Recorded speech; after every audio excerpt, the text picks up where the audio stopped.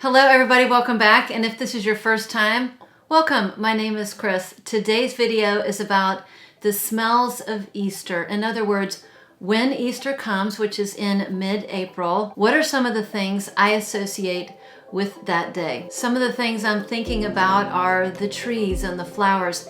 Here in the Midwest, it is very, very unpredictable this time of the year. It could be low 70s one day and it could snow the next day. Literally, it snowed the last week of May last year. So we had a beautiful spring day today. It was in the high 60s, low 70s. That's why I really wanted to, I was finally motivated to do my spring videos, or to start my spring videos, because I wore a nice spring fragrance today. It was really kind of put me in the mood.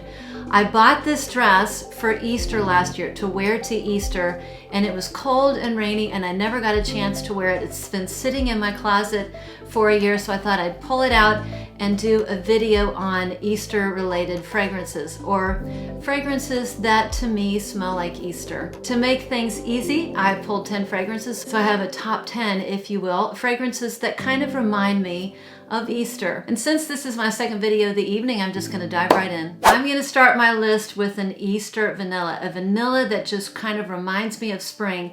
And when I think of springtime vanillas, I think of a green vanilla.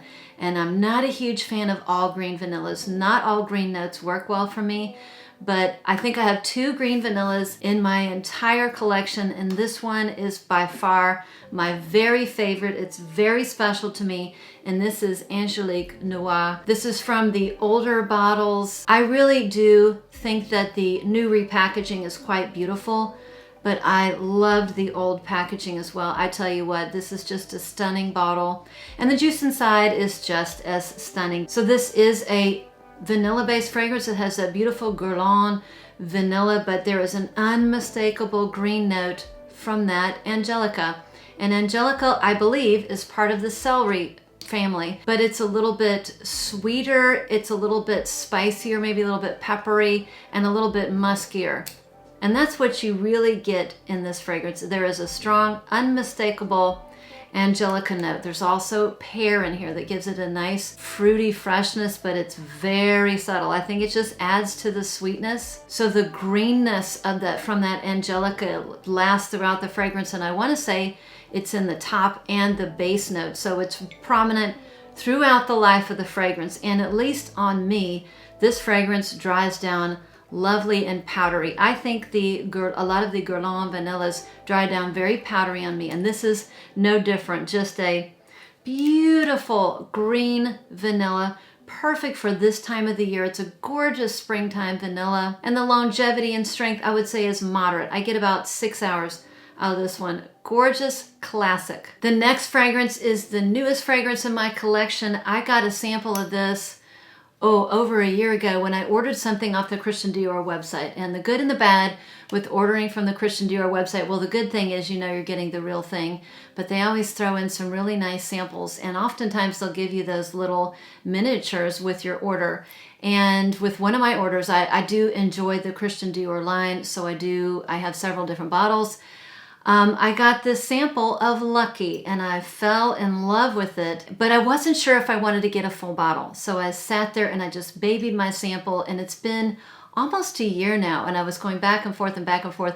Do I really need a full bottle? Because they only sold this one in the 4 ounce and the 8 ounce. It would have been perfect in the 30 ml bottle, but I wasn't sure if I really needed it, and I finally finished my sample, and I purchased the bottle of Lucky, and I'm really glad I did. It happened to be my fragrance of the day. So listen, the reason I chose this fragrance for today's video is that if you are a churchgoer and you end up going to church on Easter Day, you are more than likely going to see Easter lilies.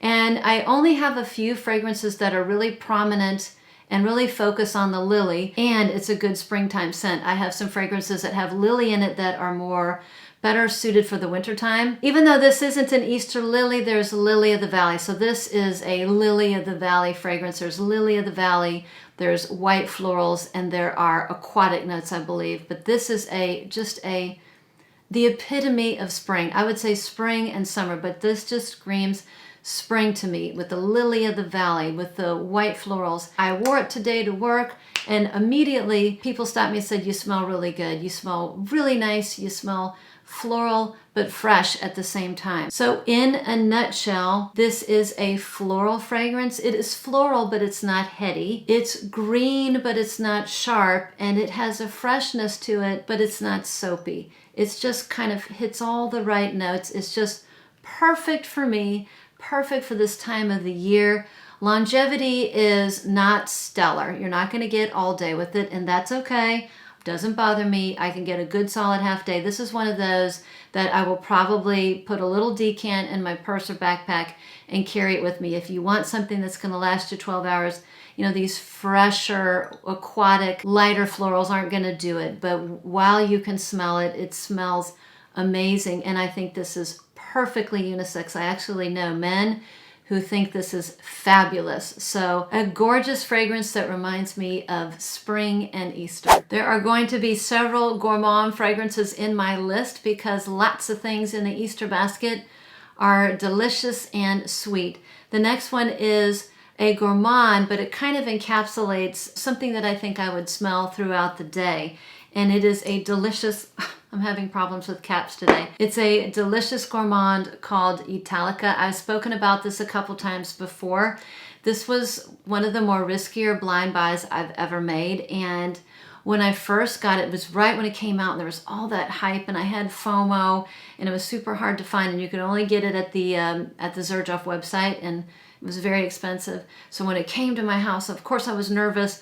I sprayed it and I'm like, this is the best gourmand ever. And then 30 minutes it disappeared and I was horrified. And I sent a sample to a couple of my friends and they were like, they had the same experience. It smelled amazing, but then they just couldn't smell it after, 30 minutes to an hour, even though other people could smell it on me. So clearly I kind of became anosmic to it. And I was a little bit horrified until a friend of mine suggested a really good lotion to pair with this. It is a Laura Mercier. It's called Almond Coconut. I put those two together and it's a great combination and I have no problem with the longevity, but the fragrance itself, before it starts to die down, is spectacular. It is a sweet, almondy, marzipan, toffee, biscotti thing that is offset by some saffron in the beginning. So some of the notes in here, there's almond, there's milk, there's saffron, musk, toffee, and vanilla. And the saffron is there, but it's not overpowering. Once someone tells you saffron is in there, you can smell it. It gives it a nice dimension, but it's not like in your face saffron. I think it keeps it from being really overly sweet. But I'm a big fan of coffee. I love tea. I love sweet little snacks. And this just kind of reminds me of Easter morning, something, as I'm getting ready, I might be snacking on something sweet. I definitely will have a cup of coffee, and later on in the day, I'll probably have a nice chai latte. So another fragrance that kind of reminds me of the smells of Easter. So now we're jumping into the Easter basket for some real indulgent gourmandy goodness. One of the sweetest fragrances I own. This just reminds me of something you're going to see in your Easter basket, those terrible neon marshmallow bunnies that I did not taste for like 10 years. I put them in my kids' Easter basket, but they horrified me. I was just like, ugh, I have a sweet tooth, but that was just going beyond. That just looked nuclear in my opinion. And it wasn't until a couple years ago, my neighbor actually got me to taste them and I'm like, oh my gosh, these really, I'm embarrassed, they're kind of delicious. But marshmallows remind me of an Easter basket. You can't have an Easter basket without some chocolate marshmallow or sugary marshmallowy goodness. And this is just sweet marshmallowy goodness. This is Delizia Di Marshmallow. This has marshmallow, vanilla, and sugar. I mean, bring your toothbrush. This is super sweet. So this is for the people who love super sweet, desserty, vanilla, marshmallowy, gourmandy goodness. This doesn't have caramel in it, but it's just super sweet. So if you don't like your sweet, desserty gourmands, you will probably hate this. And I think Terry Bozo, who is the perfumer behind Kyse Fragrances, is the queen of affordable gourmands. This was, I'm not sure, I think, well, this was definitely less than $50, and it just smells so delectable. This is a very realistic, sweet, thick marshmallow. So if you like your sweet fragrances like I do, you may just love this. I sent a decant to my friend Julia over at ScentSiblingsDotC.A, and her husband absolutely love this. This is just a fun, whimsical gourmand that you can't take too seriously, but it's quite delicious. So we're back in the Easter basket for the next one, another gourmand. It is another marshmallow-based vanilla fragrance, and it is called Milk by Commodity. I have a full bottle that is literally probably in the air as I'm talking. I told myself I wasn't going to get a full bottle until I finish this off, and I have like a couple drops left.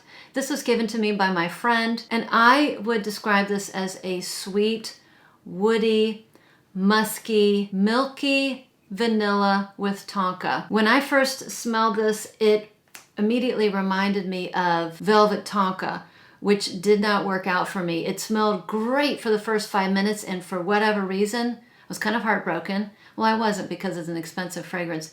It smelled sour on me. It smelled great for the first 5 minutes, and then it just did not work. So that one was a no-go, didn't get that one. And when I first sprayed this, I was like, oh, that smells a lot like velvet tonka. But this one does not go sour on me. This one, the tonka is very present. It has a nice warmth to it, and that's probably from the woody notes in here. It has an ambery sweetness in the dry down, and I could swear that it has ambroxan in here. Some people hate ambroxan. I have no problem with it and find it actually kind of pleasant. Even though maybe it's the ambroxan in here, but something in here smells a tad synthetic, but it's still nice. It's fun. It smells good. And I would say lasting power, longevity is on the moderate side, which for me is 4 to 6 hours. So the next time you see milk on camera from me, it will be in a full bottle because I used up my little travel spray. And yet another one from the house of Kyse. This is called Sucre et Fleurs. This, I'm always looking for a really nice, nutty fragrance, like an almondy candy or a candied nuts kind of a fragrance. And this one was recommended to me by a lovely viewer. I have so many Kyse fragrances, and there were very few that I had yet to pick up, but my friend sent me a little sample of this, and I thought it was really nice. And it was worth at least a small bottle. So this is what I would describe as a nutty, honeyed vanilla. And for a brief time, let me spray it on a blotter real quickly just to remind myself. Oh, it smells so good. Oh, there it is. For a brief time, it has a marzipan vibe that I love. I love a sweet almondy paste. This nutty, honeyed vanilla marzipan situation vibe going on does not last forever. By about an hour, it becomes much less sweet. It becomes more woody and a little spicy and a little bit waxy. Yeah, that's right. This is the one I thought had like a beeswax note. I don't think it has a beeswax note. I'll put the notes up here. There's something just a tad spicy about this. And I want to say there's probably, I think there are green notes and incense. I don't get incense per se, but I do get something that is a little spicy, which is odd. It just doesn't seem to kind of go with the other notes, but if it really is incense, it's in here. I don't get anything floral, so if there are floral notes, I'm not really getting anything floral. And this, for whatever reason, at least on me, is incredibly quiet. So if I spray this and I do not layer it with lotion, I cannot smell it after 2 hours. So I have to layer this with lotion, but for the amount of time, or for the time it lasts on me, particularly without lotion, it smells delicious. So just not a powerhouse, not super long lasting, and one that I have fun layering with other things. The next one I have shown a couple times. This to me is just screams spring. For whatever reason, it is the epitome of spring. It has a nice green color. It's by Cabanel, and it is called Je ne sais quoi, which in French means I don't know what. And this is one of these fragrances that I love, unique fragrances.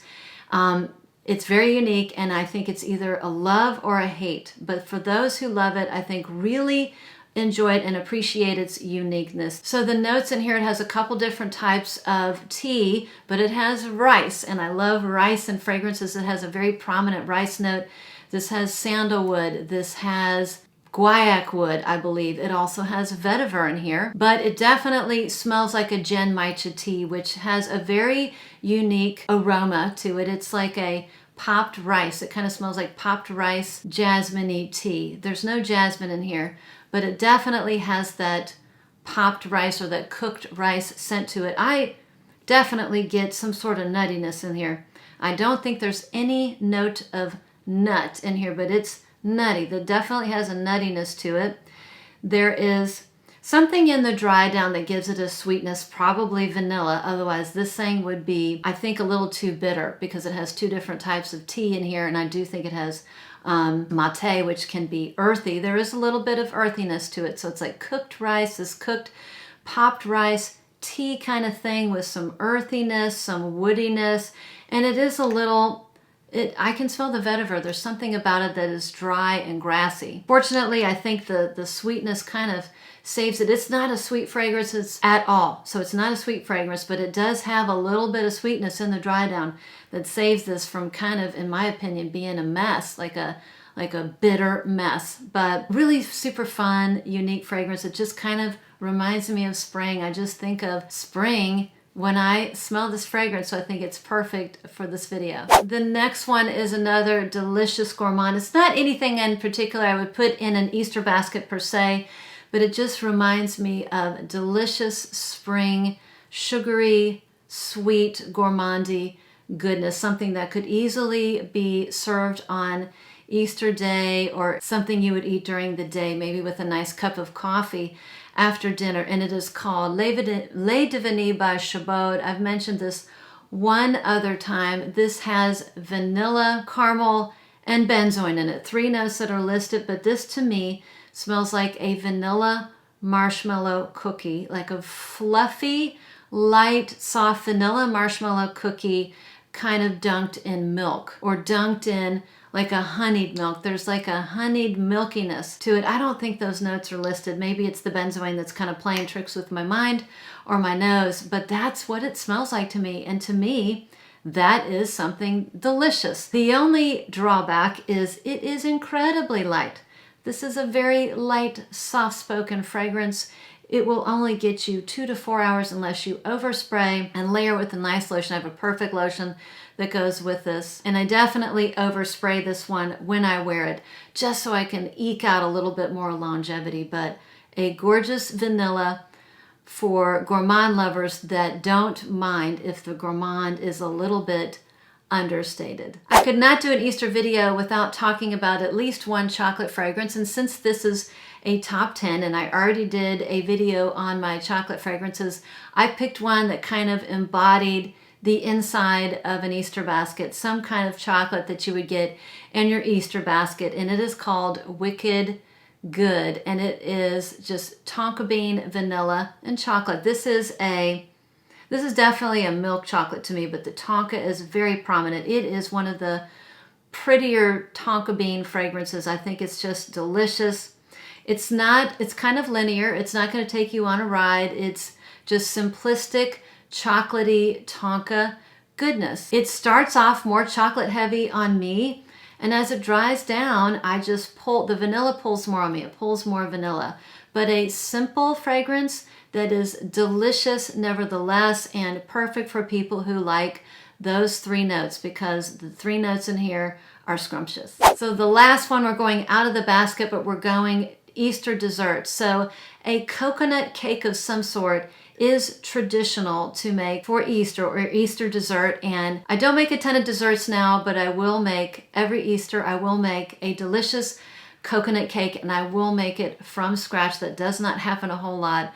But to me, this next fragrance kind of embodies that delicious, decadent coconut cake that I so love on Easter. And it is called Coco alla Vaniglia, another Kyse fragrance. This is, wow, this is another super, one of the sweetest fragrances in my collection. Another one, bring your toothbrush. You have to like your sweet gourmands or you will not like this, but this is just sweet, ooey, gooey decadence. This has 4 notes. It has coconut, whipped cream, vanilla, and tonka or sugar, one of those. But that's it, and that's really what you get in here. It's dense and sweet, and to me, it smells like a coconut tres leche cake. I'm from the South, I'm from Texas, and if you go to the grocery store, you're gonna be able to pick up a tres leche cake because it's very common down there. One of my favorite desserts of all time is a tres leche cake, and this smells like a tres leche cake with just like a coconut tres leche. So it is spectacular, delicious, very long lasting, very powerful, easy on the trigger, and really for my true diehard gourmand lovers who also like a note of coconut as well. So I'm going to end the list with this one. Oh, and I did want to add that the only person in my family that I never hear compliments on my fragrances is from my son. I wear fragrances every day. He smells it every day. He's only complimented me twice. Once was on this fragrance. He actually asked for a sample so he could smell it.